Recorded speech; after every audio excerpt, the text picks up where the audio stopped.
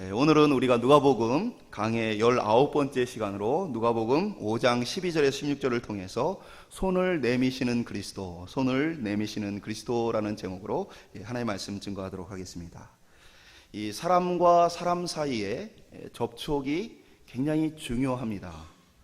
1910년에 미국의 이제 고아 시설에서 1살 미만의 이 영아들, 이 아이들이 얼마나 생존할 수 있는가를 봤더니 거의 대부분의 아이들이 이 죽음으로 인해서 100%에 가까운 아이들이 죽음으로 인해서 그 아이들의 진단명 옆에 가망 없음이라고 이렇게 썼었습니다. 그런데 이제 이러한 이 상황 속에서 애슐리 몬테규라는 사람이 실험을 했습니다. 하얀 쥐를 가지고 실험을 했는데 쥐의 갑상선을 제거하고 나서 쥐가 얼마나 생존할 수 있는가를 이제 비교를 했는데, 이 한쪽 그룹에는 사람이 쥐를 귀여워해주고 예뻐해주면서 귀를 키우고, 다른 한쪽은 먹이만 주고 생존에 필요한 것들을 똑같이 공급하되 사람의 손길을 주지 않고 이렇게 키웠습니다. 그래서 이제 갑상선을 제거하고 생존율을 봤더니 이 사람이 귀여워해주고 예뻐해줬던 이 쥐들이 훨씬 더 많이 생존하는 결과를 얻게 되어집니다. 그리고 그것을 바탕으로 이 연구를 진행시켜서 터칭이라는 책을 냈습니다. 그것은 아이들에게는 무조건 많이 아이들을 안아주고 이 피부 접촉을 많이 해주고 또 엄마의 사랑을 아낌없이 주게 되어지면 아이가 더 건강하게 자라날 수 있다는 거예요.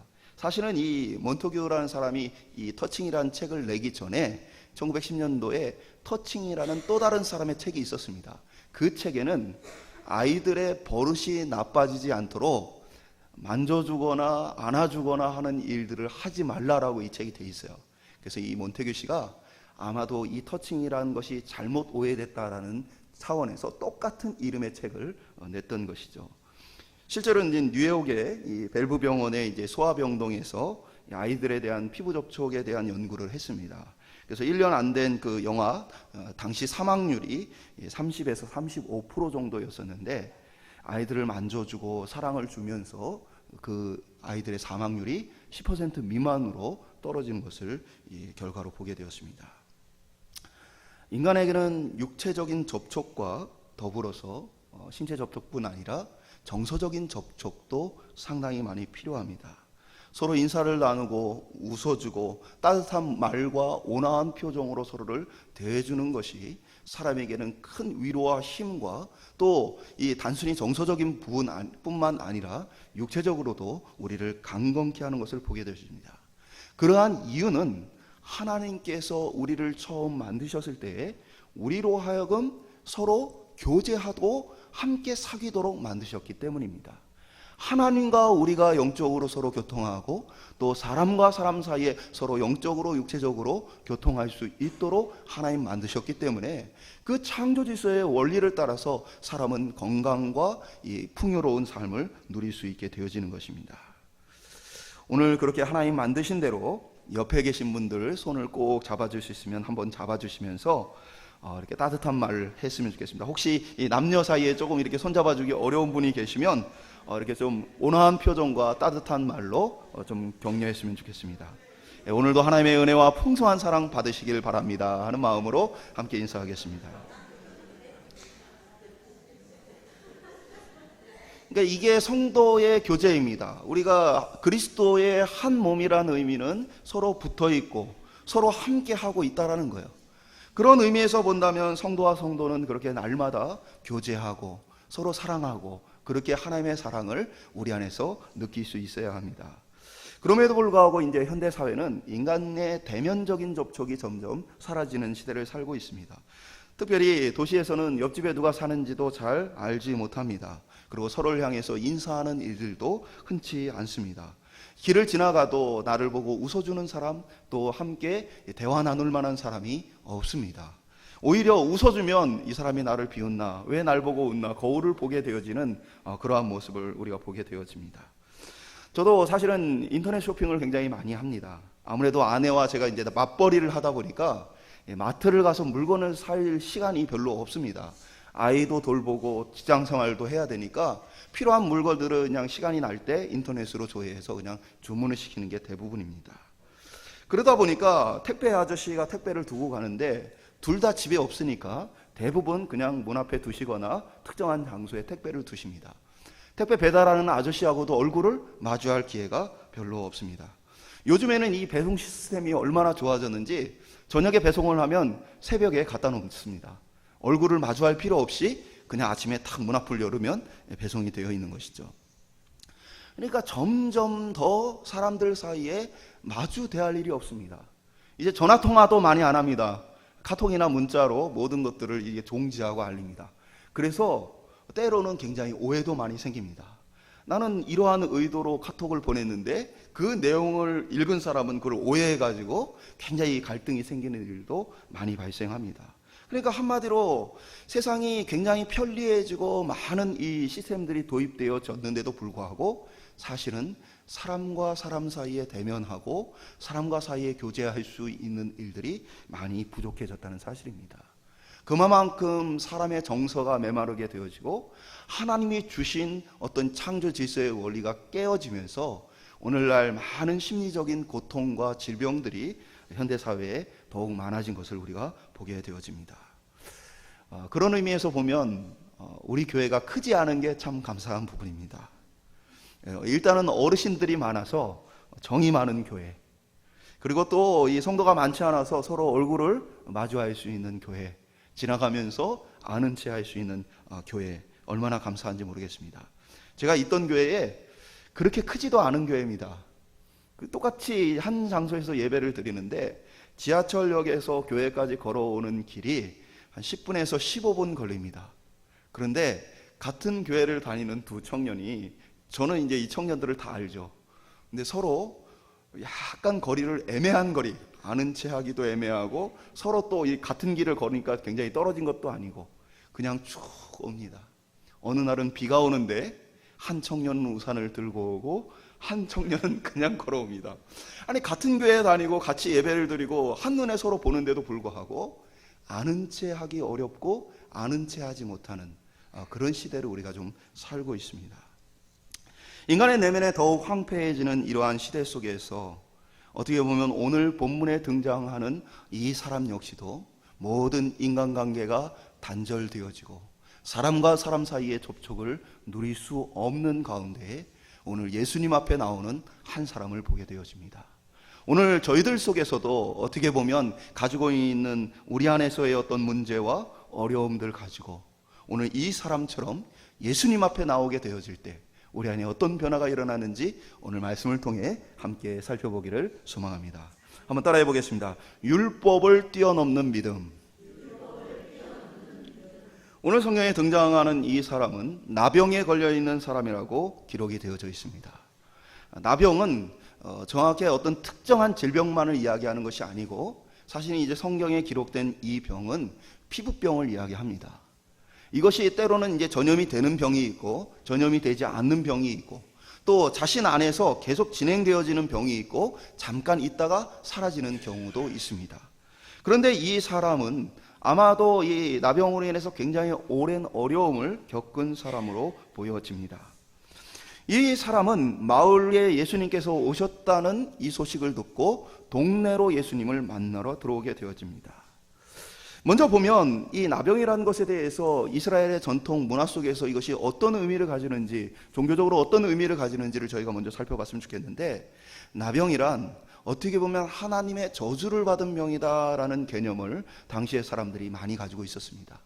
당시 사람들은 기본적으로 어떤 큰 질병이나 어려움들을 겪게 되어지면 그것이 하나님께 받은 저주다라고 생각을 해왔는데, 특별히 이 나병은 성경에 그러한 병으로 많이 기록이 되어 있습니다. 민수기 12장 10절에 보면 구름이 장막 위에서 떠나갔고 미리암은 나병에 걸려 눈과 같더라. 아론이 미리암을 본즉 나병에 걸렸는지라.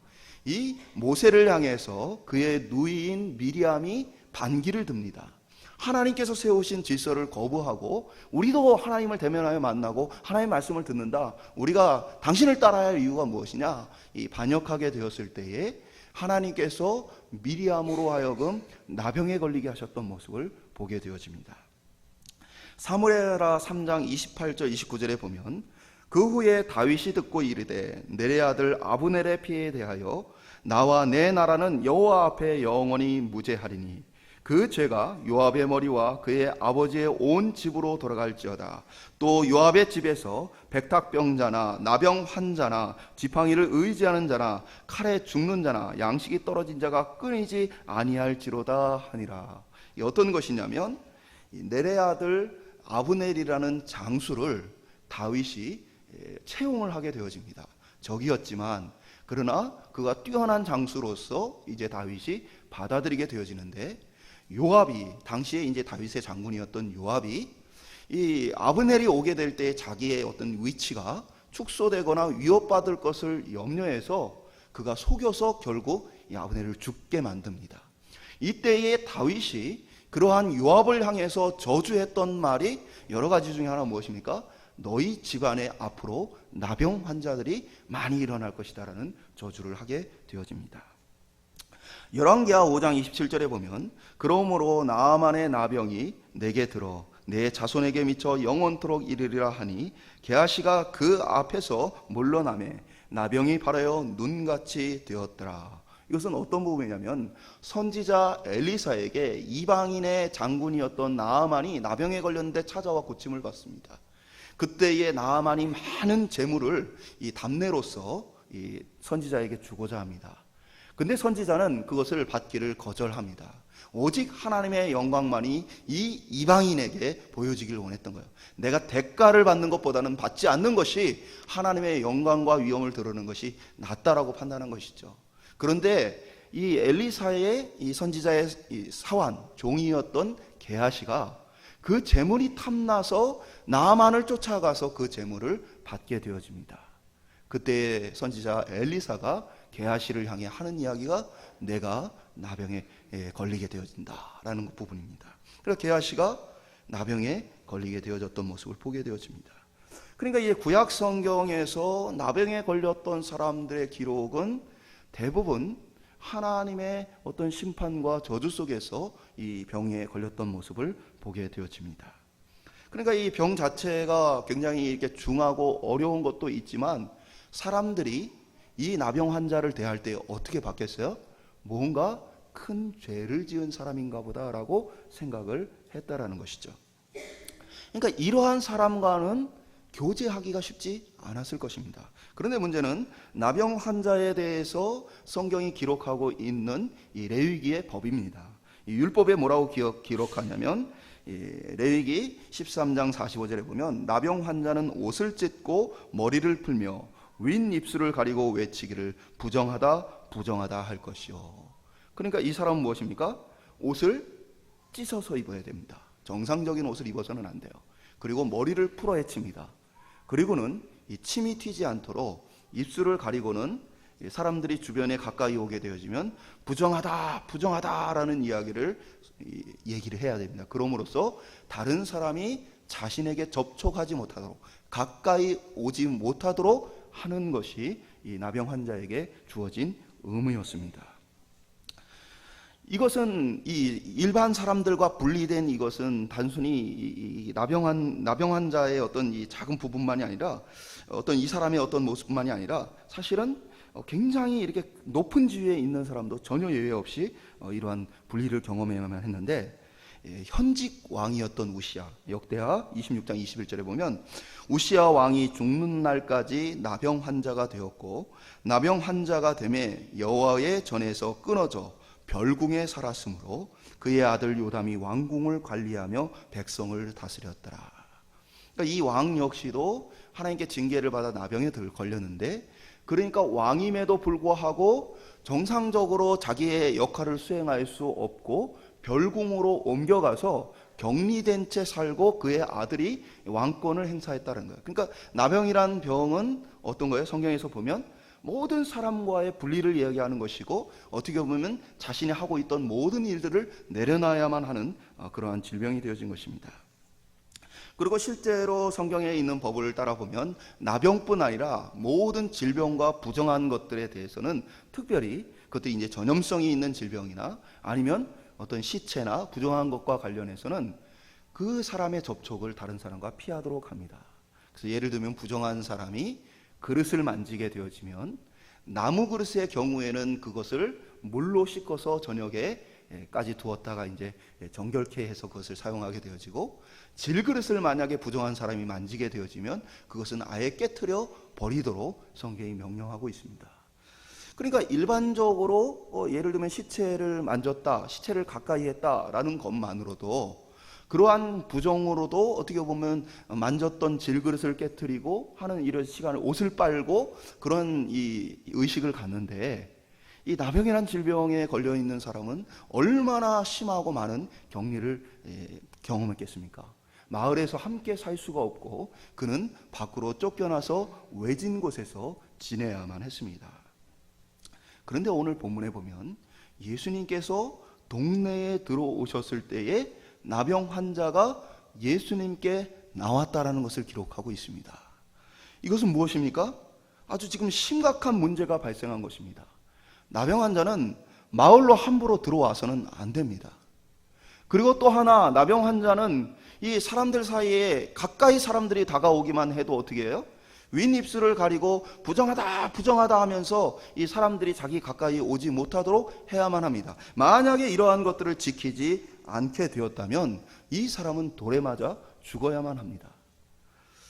예수님께서 많은 기적을 일으키시고 병들을 고치시고 귀신을 쫓아내시고 말씀을 증거하셨기 때문에 성경에 보면 예수님 가시는 곳마다 사람들이 많이 모여왔던 것을 보게 되어집니다. 근데 이 나병 환자가 지금 율법에 규정되어 있는 모든 것들을 무시하고 어떻게 보면은 예수님 앞에 지금 나오고 있는 모습을 보게 되어집니다. 지금 율법을 어기고 있는 거예요. 지금 돌에 맞아 죽어야 될 상황을 감수하고 예수님 앞에 나왔다는 것입니다. 왜 그럴까요? 그것은 예수님을 만나면 자신의 질병이 나을 것을 그가 믿었기 때문입니다. 그 믿음은 어느 정도였느냐? 내 목숨을 잃어도 되겠다라는 간절함이었습니다. 어떻게 보면 내가 지금 이러한 상태에서 이러한 질병을 가지고 가족들과 모든 인간관계가 끊어진 채 고독하게 그렇게 성 밖에서 살아가느니 이제는 차라리 예수 앞에 나아가서 차라리 죽임을 당하든지 고침을 당하든지 해야 되겠다. 그분은 내 병을 고칠 수 있는 분이기에 내가 생명을 걸어도 되겠다라는 이 간절함을 가지고 예수님 앞에 나왔던 것입니다. 믿음으로 그는 그와 그리스도 사이, 그와 많은 사람들 사이를 가로막고 있는 것들에 대해서 용기 내어 나타나게 되어집니다. 그리스도 앞에 나오는 이 간절한 마음에 대해서 우리는 좀 돌아볼 필요가 있습니다. 우리는 어느 순간부터 예수 그리스도를 믿고 따라가는 데 있어서 굉장히 고상한 사람들이 되었습니다. 성경에 처음 그리스도인이라는 표현이 사용되어질 때는 그 사람들을 조롱하는 표현으로 사용되었습니다. 야, 그리스도인, 저 말도 안 되는 사람들, 저 정말 상식이 통하지 않은 사람들, 저 우리가 상종할 수 없는 다른 부류의 사람들이라고 불렸던 것이 그리스도인입니다. 왜냐하면 그들의 삶이 일반적인 사람들의 삶과 판연히 달랐기 때문에 그렇습니다. 그런데 오늘날 우리의 사실은 저를 비롯한 많은 사람들의 모습은요, 세상 사람들 사이에서 고상하고 참 괜찮고 아무런 거리낌이 없는 그러한 모습을 가지고 있습니다. 그 이유 중에 하나는 그리스도의 복음과 그리스도를 향한 간절함을 상실하고 있기 때문에 나오는 모습입니다. 복음을 전할 때도요, 예의를 다 차려서 복음을 전합니다. 상대를 잘 배려해서 복음을 전합니다. 물론 상대를 배려하고 모든 상황들을 고려하는 것은 필요합니다. 그러나 얼마나 고려를 많이 하는지 전도를 준비하는 데는 수년이 걸려도 예수 믿자는 말 한마디는 나오지 않은 오랜 시간을 보게 되어집니다. 관계전도란 말이 유행하고 있지만 그것을 잘하는 분들도 물론 계시지만 대부분의 사람들은 관계전도를 해야 된다라고 하면서 관계는 맺지만 전도는 하지 않는, 오히려 관계가 깨어질까봐 예수에 대한 이야기는 하지 않는 그러한 고상한 사람들로 교회가 채워지는 시대를 우리가 살고 있습니다. 왜 그렇습니까? 영적인 갈급함이 무너졌기 때문입니다. 이제 예수님에 대한 목마름이 없어졌기 때문입니다. 예수 그리스도로 인해 충만하기 때문에 목마름이 없는 것이 아니고 영적 지식과 영적 메마름 때문에 마치 음식을 거부하는 사람처럼 어떻게 보면 영적 거식증에 걸려있는 많은 이 하나님의 백성들이 하나님의 사람으로 살기를 애쓰지 않기 때문입니다. 오늘 나병 환자가 예수님 앞에 나왔던 이 간절함을 볼 수 있기를 원합니다. 그 모든 사회 질서였던 율법마저도 깨트리고 그것을 어겨서라도 예수님 앞에 나와야만 했던 그의 간절함이 오늘 저와 여러분 속에 있기를 주님의 이름으로 축원드립니다. 두 번째 따라해 보겠습니다. 율법을 뛰어넘는 회복. 말씀드린 것처럼 나병은 전염성 문제가 있고 또 전염성 문제가 없더라 하더라도 이 부분과 관련해서 이 부정한 사람으로 취급받는 것으로 말미암아 격리된 삶을 살게 되어집니다. 그리고 그가 만지면 그것은 부정해집니다. 근데 오늘 본문에 보면 아주 놀라운 장면이 나타나게 되어지는데 예수님께서 그에게 손을 내밀어 대셨다라고 기록을 하고 있습니다. 이것은 지금 예수님의 행동 역시도 율법을 깨트린 것입니다. 그러니까 일반적으로 그들이 갖고 있는 법칙 하에서 봤다면, 유대인들의 지금 눈으로 봤다면 부정한 나병 환자가 지금 죽어 마땅한 사람이 우리 가운데 왔고 그 사람이 부정하기 때문에 가까이 해서는 안 되는데 예수님이 그에게 손을 내밀어 그에게 대심으로 말미암아 어떻게 된 것입니까? 일반적인 유대인의 상식에 의하면 지금 나병 환자의 부정함이 예수님께로 옮겨와야만 하는 것입니다. 예수님 역시도 이제 부정한 사람이 되어야 하는 것이 바로 이 특징입니다. 예수님이 질병에 걸리지 않더라도 부정함이 옮겨오면 그날 저녁에 옷을 빨고 다시 정결케 한 이후에 그리고 정상적인 삶을 살 수 있는 거예요. 그러니까 예수님이 만지셨던 그 순간부터 이 저녁까지는 어떻게 해요? 부정한 상태에 있는 것이 당연합니다. 그리고 그 부정한 사람은 자신을 또 어떻게 해요? 다른 사람에게 부정을 옮기지 않기 위해서 그 자리를 피해서 어떻게 보면 격리된 시간을 가져야만 합니다. 근데 예수님은 어떻게 하고 있어요? 예수님은 계속 사람들 사이에 있는 모습을 보게 되어집니다. 이게 예수님 역시도 율법을 깨트렸던 모습을 오늘 보게 되어지는 것입니다. 나병 환자는 예수님께 와서 이렇게 얘기합니다. 당신이 원하시면 내가 깨끗할 수 있습니다. 당신은 나를 깨끗하게 하실 수 있습니다. 라고 얘기를 합니다. 여기에 좀 독특한 표현이 있습니다. 나병은 병이 나야 하는 것이지 깨끗해져야 하는 게 아닙니다. 이 깨끗하다라는 표현은 사실은 무엇입니까? 종교적으로 거룩하다, 부정함이 없다라는 의미입니다. 그러니까 지금 나병 환자의 고백 속에 담겨 있는 것은 무엇입니까? 주님, 내가 부정함으로 인해서 모든 관계가 끊어지고 심지어는 내가 하나님 앞에도 나올 수 없는 상태에 그렇게 있습니다. 하나님 나를 이 부정함으로써 건지셔서 깨끗하게 하여 주시옵소서라고 그가 요구하는 것입니다. 나도 하나님 사람처럼, 하나님의 백성처럼, 자녀처럼 살고 싶습니다라는 이야기를 지금 하고 있는 거예요. 이러한 사람들은 성전에 나갈 수도 없고 제사를 드릴 수도 없고 그리고 많은 사람들과도 함께 할 수 없습니다. 단순히 인간과 인간 사이의 문제뿐 아니라 하나님과의 관계 속에서도 하나님의 은혜를 경험할 수 있는 많은 통로들을 그들이 누릴 수 없었다는 거예요. 그러니까 뭐예요? 깨끗하게 해달라. 이것은 단순히 질병의 고침만을 이야기하는 것이 아니고 사실은 이 단어 속에는 영적인 회복, 하나님과의 관계 회복에 대한 갈망도 이 속에 담겨 있다는 것이죠.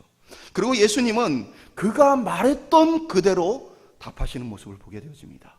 내 병이 나았다라고 오늘 얘기하시지 않고 어떻게 말씀하십니까?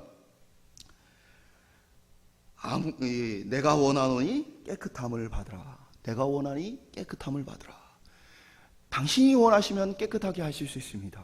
그래, 내가 원하니 깨끗함을 받으라. 그의 믿음 그대로 이루어지는 모습을 보게 되어집니다.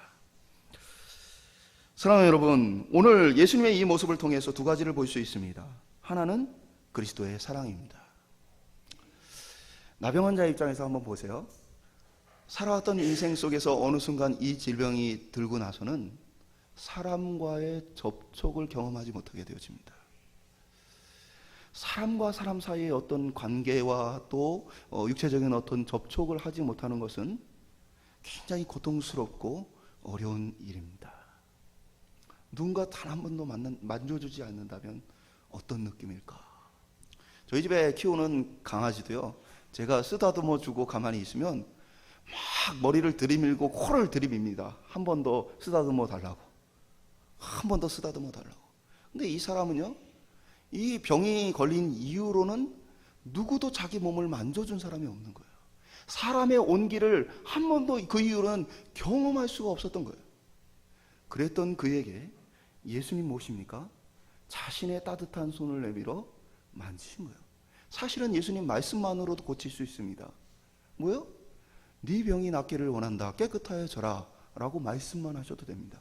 근데 오늘 본문에 보면 의도적으로 예수님이 손을 내밀어 그에게 대시는, 접촉하시는 모습을 보게 되어집니다. 그것은 그가 오랫동안 갈증을 갖고 있었고, 그가 오랫동안 가슴 아파하고 있었고, 그가 오랫동안 잊어버렸던 그 사랑을 그 순간에 그리스도께서 자신의 몸으로서 친히 전달하시고 보여주시고자 하기 위함이었다는 사실입니다. 우리 주님은 오늘 율법을 따라서 이 사람을 고칠 수도 있어요. 말씀드린 것처럼 접촉하지 않고 말로 고칠 수 있어요. 그러나 의도적으로 율법을 깨트려서 그를 만지시어 고치시는 모습을 보게 되어져요. 그것은 바로 예수 그리스도의 사랑이 율법으로 제한받지 않는다는 사실과 더불어서 오늘 이 그리스도가 어떤 분이신지를 보여주는 거예요. 이분은 율법에 매여 있는 분이 아니고 율법을 초월하시는 분이다라는 것들을 보여줘요. 그리고 일반 사람들이 가지고 있던 상식을 따라서 죄가 전염되는 분이 아니라 그 죄를 오히려 그를 만졌을 때, 그와 함께 할 때 그가 죄를 깨끗게 하실 수 있는 분이라는 사실을 오늘 예수님께서 이 사건을 통해 보여주시는 거예요. 많은 사람들은 만지면 부정해집니다. 그러나 예수님은 오히려 자신이 부정한 자들을 깨끗게 하시는 분으로 오늘 본문이 기록하고 있는 것입니다. 예수님은 자기 사랑을, 자기의 생명을 내어 걸고 많은 사람들이 보는 앞에 예수님 역시도 돌맞아 죽을 수 있는 이러한 상황 가운데 손을 내밀어 그를 만져주십니다. 오늘 그렇게 주님은 우리를 만져주기를 원하세요. 우리가 마음이 아프고 힘이 들고 여러 가지 인생의 상황 속에서 때로는 많은 사람들로부터 질타를 받고 외면을 당하고, 그래서 우리의 마음에 생채기가 나고 아픈 것들이 가슴 깊이 남아있는 그것까지 우리 주님은 어떻게 하기를 원하세요? 찾아와서 만져주기를 원하세요. 누가 그를 향해 뭐라고 얘기하든, 누가 그를 향해서 어떻게 시비를 걸든 아무 관계없이 심지어 주님은 자신의 생명을 내어 걸고 우리에게 찾아와 우리에게 필요한 우리의 마음을 만져주신다는 사실입니다. 오늘 저와 여러분 가운데 우리를 죄로부터 건지시며 우리의 찢어지고 상한 이 삶의 모습 속에 찾아와 회복시키시는 예수 그리스도를 깨달음으로 주님을 더 깊이 사모하고 간절히 바라볼 수 있는 저와 여러분 될 수 있기를 주님의 이름으로 축원드립니다. 마지막으로 따라해 보겠습니다. 율법을 존중하시는 그리스도. 어떻게 보면 지금까지 예수님이 보여준 모습, 나병 환자가 보여준 모습은 다 무엇입니까? 율법을 어기는 거였습니다. 많은 사람들이 이렇게 얘기합니다. 신약 시대에 이것은 구약하고는 다르다. 이제 율법은 다 없어졌다라고 생각하는 사람들이 있습니다. 그리고 심지어 이런 분들도 계세요. 구약은 필요가 없다. 왜냐? 구약은 예수님 오시기 전이니까, 완전하지 않은 복음이니까, 그러니까 그것은 필요 없는 것이고 이제 예수님 오시고 나서 완전한 복음인 신약만이 중요한 것이다 라고 이야기를 합니다. 그것은 신약과 구약 사이의 연속성을 잘 알지 못하기 때문에 그런 것입니다. 예수님이 구약을 무시하고 율법을 완전히 무시해버렸다면 사실은 예수님께서 하셨던 말씀들 중에 구약이 없어야 돼요. 그러나 예수님은 구약을 인용해서 말씀하세요. 구약 성경을 인용해서 말씀하십니다. 그것은 하나님의 이 놀라운 역사가 신구약과 구약의 계속해서 이어져 있고 연결되어 있다는 것들을 보여줍니다. 그리고 만약에 이 신약과 구약이 그렇게 서로 다른 것이라면 그러면 하나님은 어떤 분이요? 변개하시는 분, 마음이 바뀌시는 분입니다. 구약 때에는 이렇게 하시고 신약 때에는 이렇게 하시고, 하나님은 어떤 분이요? 마음이 막 바뀌는 분이에요. 그럼 그렇게 마음이 바뀌는 분을 우리가 어떻게 그 말을 믿고 따라갈 수 있으며 신뢰할 수 있겠습니까? 성경은 분명하게 하나님은 그림자가 없으신 분이다. 그 무슨 표현이냐면, 그림자는 어떻게 됩니까? 해가 시간이 지나면서 그 위치가 바뀜에 따라 그림자의 위치가 바뀝니다. 그러나 회전하는 그림자가 없다라는 이 표현은 주님은 그렇게 변하지 않는 거예요. 시간이 지나고 어떤 환경이 변한다고 해서 바뀌지 않는 분이라는 거예요. 한마디로 얘기해서 하나님의 말씀인 구약 그리고 신약은 서로 안에서 전혀 다른 것이 아니고 동일한 말씀이고 동일한 원리로 지켜지고 있다는 거예요. 그렇다면 예수님 왜 구약에 말씀되어진 이 율법을 어기셨는가? 그것은 예수님은 율법을 완성하러 오셨기 때문입니다. 그래서 율법이 지정되어진 진짜 의미를 어떻게 해요? 알려주시고 그것을 성취하시는 분이에요. 이 율법에 대한 문제, 안식일에 대한 문제가 일어날 때 안식일을 문법적으로 문자적으로 지키려 했던 사람들은 안식일날 병 고치는 것에 대해서 막 분개를 합니다. 왜 안식일날 일을 하냐? 왜 안식일날 사람을 고치느냐? 라고 그들이 분개합니다. 율법에 있는 문자대로 지키려 했던 사람들이에요. 그러나 예수님 말씀하십니다. 안식일이 주어진 목적이 어디에 있느냐? 그 주인이 누구냐를 얘기하십니다. 하나님의 구약에 그 말씀이 주어졌던 이유와 목적을 바라보고 그것에 맞추어 지킬 것을 이야기하고 있는 것입니다. 그래서 보면 오늘날 우리의 신앙생활도 마찬가지입니다. 문자적으로 어떤 것들을 지켜가는 것이 중요한 것이 아니고 하나님의 뜻과 하나님의 마음이 어디에 있는지를 분별하여야만 합니다. 그때 비로소 하나님 안에서 우리가 온전한 신앙생활을 할 수 있는 것이죠. 그러니까 지금의 상황은 예수님 어떻게 율법을 지키라고 하십니까? 율법에 기록된 대로 어떻게 해요? 나병 환자는 제사장에게 나아가야 합니다. 내 병이 나았습니다 라고 고백을 하면서 나아가면 제사장이 그를 격리를 시켜서 가두어둡니다. 그리고 일주일이 지난 후에 그가 상태가 어떠한지, 그가 진짜 병이 나은 것인지 아니면 여전히 병에 걸려 있는 것인지를 확인합니다. 그렇게 해서 이 사람이 질병이 나았다라는 분명한 이 판단이 내려지면 제사장이 그로 하여금 이제 당신은 정결하게 되었습니다 라고 선언을 해줍니다. 그러면 이 사람은 하나님 베푸신 그 은혜에 감사함으로 예물을 드려 제사를 드리고 다시 자신의 공동체로 복귀할 수 있게 되어지는 것입니다. 예수님은 오늘 율법을 어기시며 고쳤던 이 나병 환자를 향해서 율법을 지킴으로 율법을 따라서 제사장에게 보이고 공동체로 돌아갈 것을 명령하십니다. 그러니까 뭐예요? 오늘 이 모습 속에서는 하나님 주신 율법을 존중하고 계시다는 거예요. 그래서 저희들 가운데에 어떻게 보면 이 구약 성경이나 이전에 있던 많은 것들에 대해서 그것을 없어진 것이다라고 여기지 않기를 바랍니다. 그것이 왜 주어졌는지를 보고 그것이 오늘날 우리에게 여전히 유용한 것이며 하나님께 유익한 것이라면 우리가 그것을 쫓아야 할 줄로 믿습니다. 사랑하는 여러분, 우리 가운데에 나병 환자 같은 믿음이 좀 있었으면 좋겠습니다. 저와 여러분들 속에서 영적인 갈급함이 좀 있었으면 좋겠습니다. 한번 옆에 있는 분들에게 물어봤으면 좋겠어요. 예수님 없어도 살만하신가요?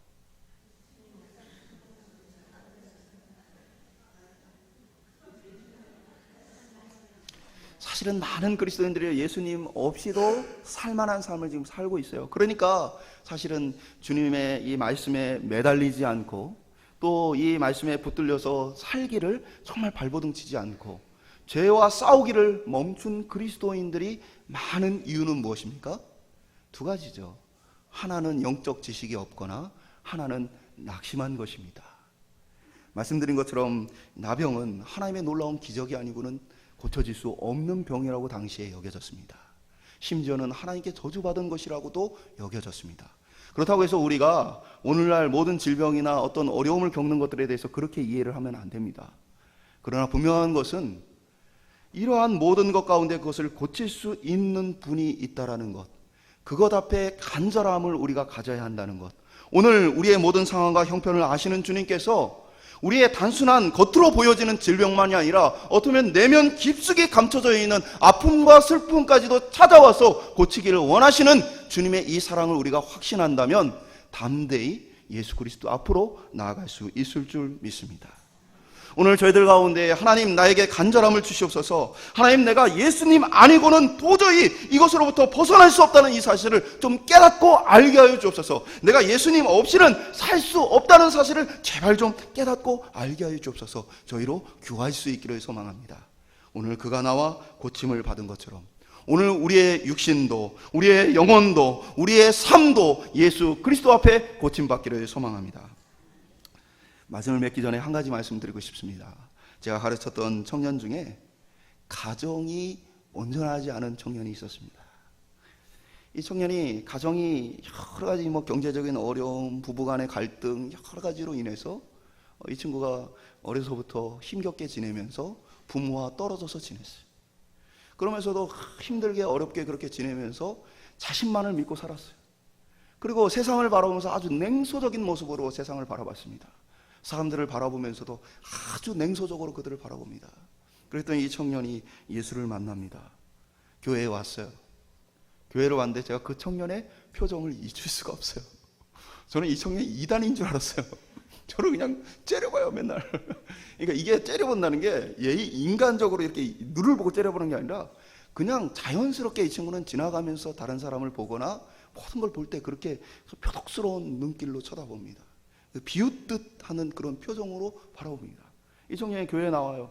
그리고 어느 순간 또 교회에 정착을 해서 이 단기 선교도 같이 가게 되어집니다. 단기 선교에 갔는데도 단기 선교에서도 그 표정을 제가 잊을 수가 없어요. 그 비웃듯한 그 표정. 이 친구가 어느 날 고백을 해요. 나는 지금까지 가정이 없었는데 내가 예수님 안에서 가족이 무엇인지를 배우게 됐습니다. 그래서 지금은 자신의 부모와 형제들 향해서 내가 예수님께 받은 그 가족의 마음을 가지고 그들을 향해 나아가게 되어졌습니다 라는 이야기를 해요. 이전에는 부모와는 어느 정도 멀어진 관계야. 그러나 예수를 만나고 나니까 그 가족이 없었던 마음, 가족으로부터 사랑받지 못했던 마음, 세상을 향해서 냉소적으로 바랐던 그 마음이 예수님께서 만져주시고 고쳐주시니까 어떻게 바뀝니까? 이제는 내가 변화되어지니까 이제 무너지고 깨진 것들을 변화시키기 시작하는 것입니다. 오늘 저희들 가운데에 그렇게 우리 믿음의 공동체도 회복되어질 수 있기를 소망합니다. 오늘 우리 한 사람 한 사람이 예수를 갈망하고 예수 안에서 고침받음으로 우리의 부족하고 연약하고 죄의 본성으로 사로잡혀 서로 상처 주고 아픔 주었던 모든 모습 속에서 이제 서로를 세워주고 하나님의 온전한 사랑을 이곳에 실현할 수 있는 교회, 우리가 함께 만들어갈 수 있기를, 우리가 함께 세워갈 수 있기를, 그리고 우리의 가정과 직장과 우리의 삶의 모든 곳에서 예수 그리스도의 회복의 역사가 우리를 통해 나타날 수 있기를 주님의 이름으로 축원드립니다.